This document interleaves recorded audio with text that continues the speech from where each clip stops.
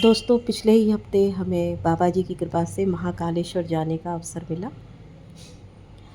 महाकालेश्वर जाने के लिए हमने दिल्ली से मालवा एक्सप्रेस ली, जो कि दिल्ली से 8:30 बजे चलती है और उसने हमें 11:20 पर उज्जैन दूसरे दिन पहुंचा दिया। हम प्लेटफॉर्म नंबर 3 से बाहर निकले और वॉकिंग डिस्टेंस पर ही यहाँ से हमने स्टे के लिए बोहो हाउस बुक किया था। ये इसका इंटीरियर है।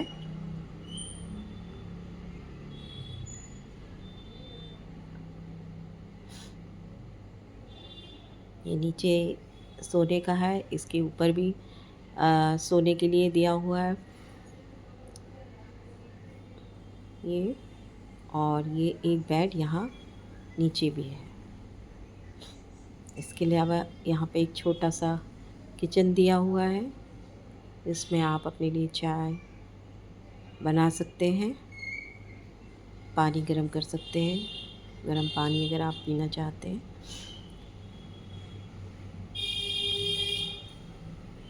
ये वॉशरूम है।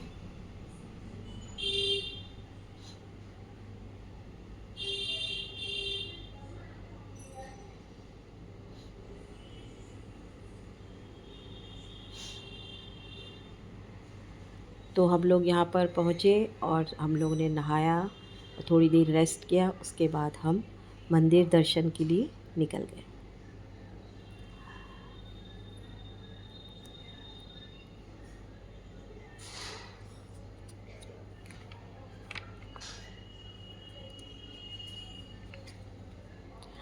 हम लोग मंदिर जाते समय जो रास्ते में ही जो स्टॉल पड़ते हैं, वहाँ से हम लोगों ने प्रसाद लिया था और वहीं अपने चप्पल भी हमने वहीं उतार दिया। लेकिन जब हम अंदर पहुँचे तो यहाँ पर अंदर भी चप्पल जूते उतारने का अच्छा प्रबंध था और फ्री है बिल्कुल।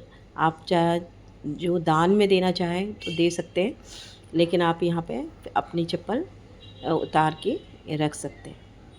हम लोग प्रसाद लेकर मंदिर आगे जाने लगे, मंदिर की तरफ।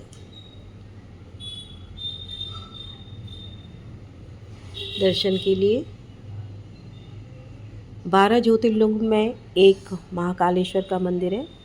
यहाँ जो शिवलिंग है वो दक्षिण मुखी शिवलिंग है। ऐसा माना जाता है कि यहाँ दर्शन से भक्तों की मनोकामना पूरी होती है। ये क्षिप्रा नदी के किनारे पे बसा हुआ है।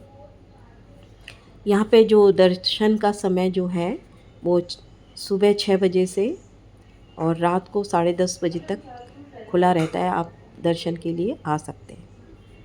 और जो भस्म आरती है वो यहाँ सुबह 4 बजे होती है, 4 या 4:30 के बीच।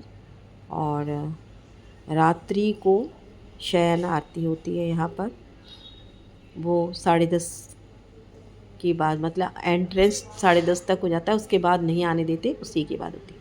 और यहाँ पर मोबाइल हम लोगों को रखना पड़ा और हम लोगों ने मोबाइल जमा कर दिया। उसके बाद दर्शन करने के लिए अंदर गए। दर्शन करने के बाद जब हम बाहर निकले, हाँ, लेकिन जब हम अंदर गए तो वहाँ पे बहुत सारे लोग मोबाइल लाए हुए थे और वो फ़ोटो ले रहे थे। हम तो मोबाइल ले के नहीं गए थे। फिर भी हम बाहर निकले और हमने डिसाइड किया कि यहाँ जो आसपास और 5 मंदिर हैं उनके हम दर्शन करके फिर वापस लौट कर आएंगे। तो सबसे पहले हम पहुँचे काल भैरव मंदिर। यहाँ काल भैरव की पूजा की जाती है और उन पर शराब चढ़ाई जाती है। और यह है हरसिद्धि मंदिर। कहा जाता है यहाँ पर माता सती के हाथ की कोहनी आकर गिरी थी, इसलिए यह एक शक्तिपीठ है। और ये है मंगलनाथ मंदिर। यह मंदिर क्षिप्रा नदी के तट पर ही बना हुआ है।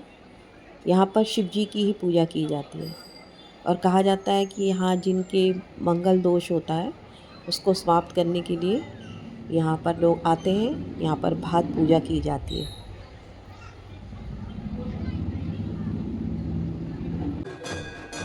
यह है गढ़कालिका मंदिर। ये एक बहुत ही पुराना मंदिर है। ये उज्जैन के काली घाट पर बना हुआ है। यहाँ पर हम लोगों ने आरती अटेंड की।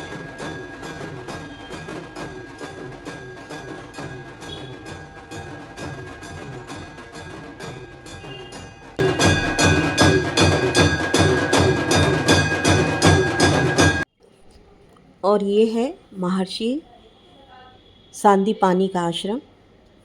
जब भगवान कृष्ण ने यहाँ पर इस आश्रम में आकर शिक्षा प्राप्त की थी, तो उन्होंने यहाँ शिक्षा प्राप्त की, उन सबको यहाँ पर चित्रों के माध्यम से बताया गया कि उन्हें क्या क्या सिखाया जाता था आश्रम में। गुरु के आश्रम में रहकर वो क्या क्या सीखते थे। और इसके अलावा इसमें जो महाभारत के समय जो गीता के जो उपदेश थे, उसको भी यहाँ पर चित्रों के माध्यम से दिखाया गया है। तो ये बहुत ही खूबसूरत यहाँ प्रदर्शनी सी लगी हुई है।